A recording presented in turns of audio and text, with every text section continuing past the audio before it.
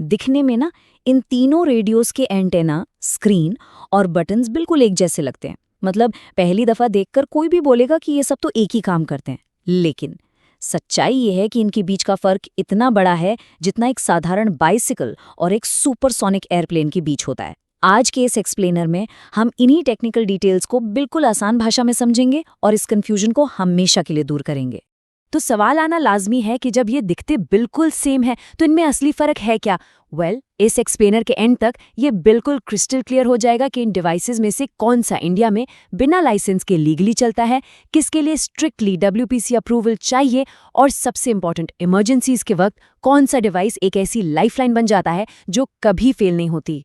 चलिए जल्दी से आज के एजेंडा पर एक नज़र डालते हैं।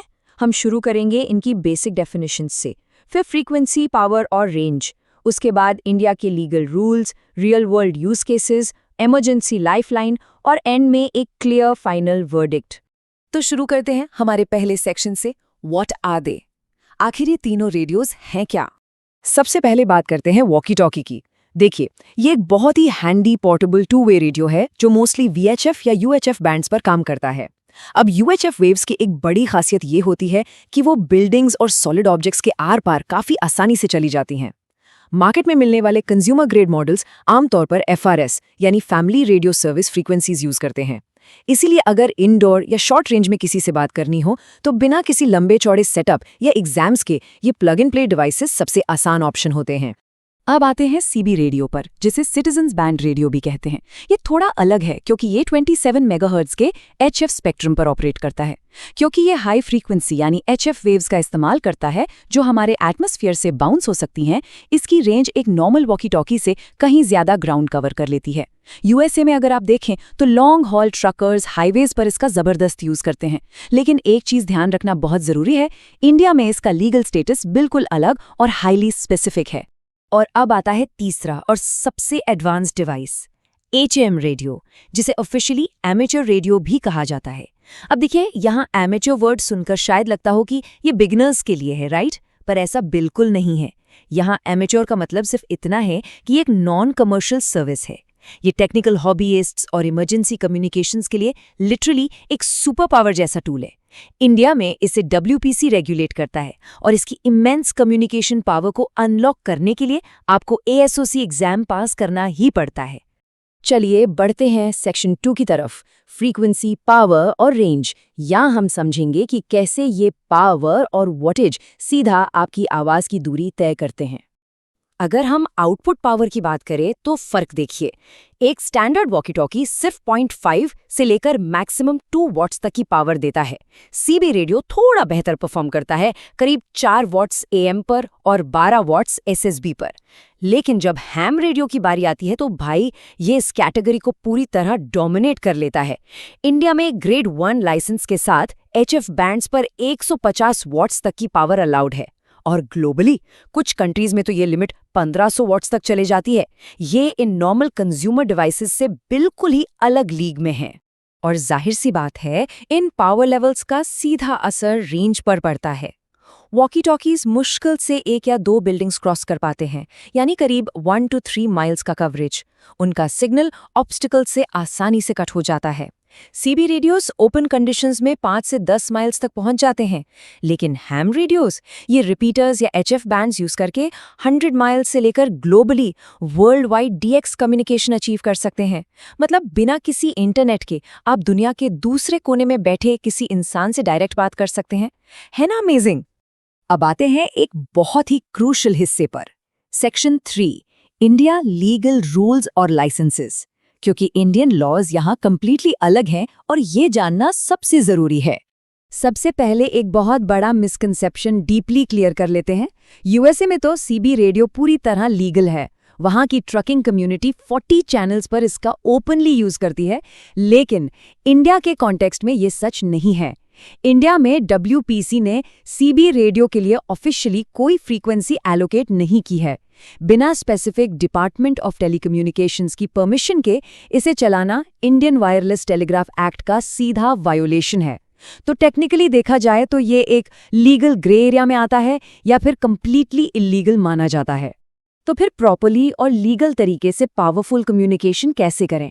इसके लिए आपको हैम लाइसेंस लेना होता है, जिसके लिए WPC विंग द्वारा कंडक्ट किया गया ASOC एग्जाम पास करना कंपलसरी है।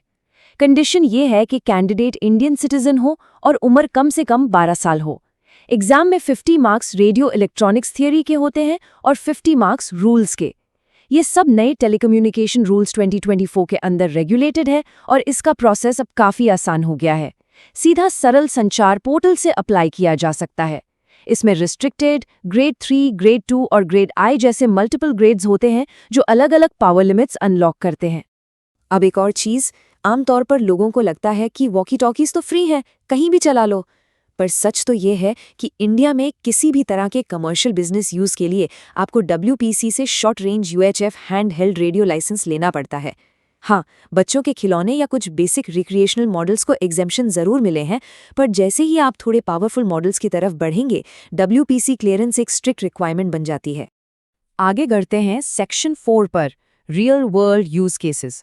आखिर कौन सा गैजेट किस डेली सिचुएशन में आपके सबसे बेस्ट काम आएगा?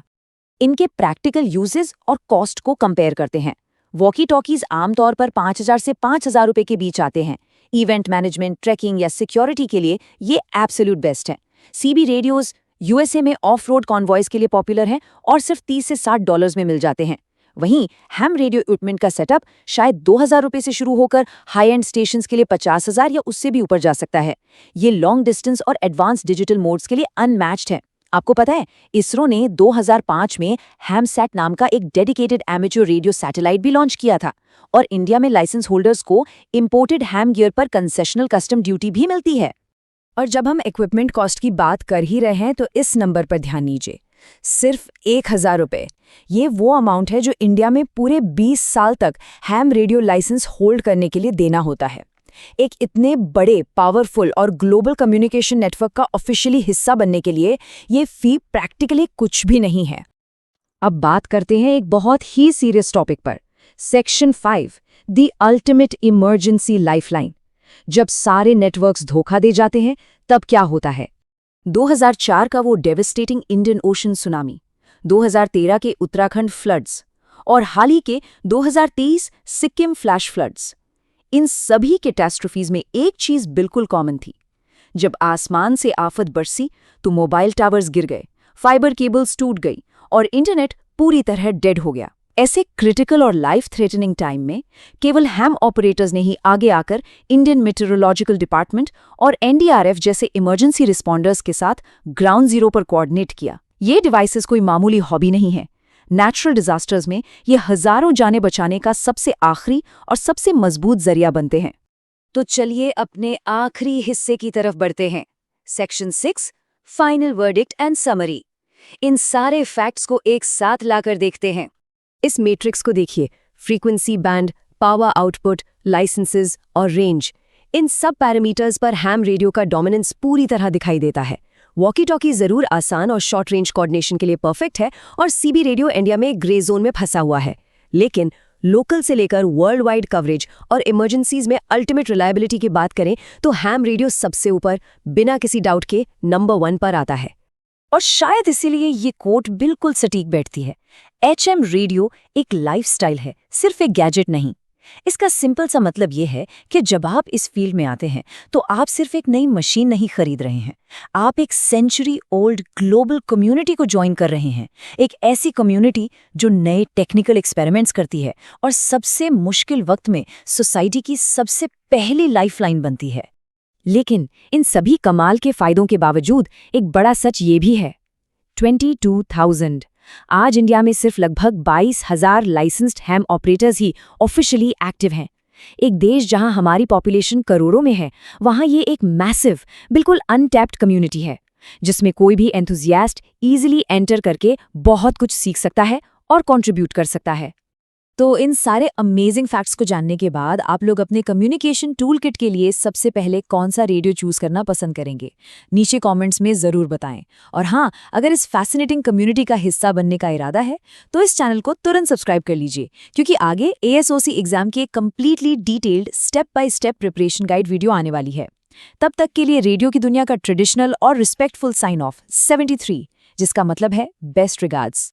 अगर आपको हम रेडियो, टेक्नोलॉजी और ऐसे ही इंटरेस्टिंग टॉपिक्स पसंद हैं, तो चैनल को लाइक, शेयर और सब्सक्राइब जरूर करिए और बेल आइकॉन को दबाना बिल्कुल मत भूलिए।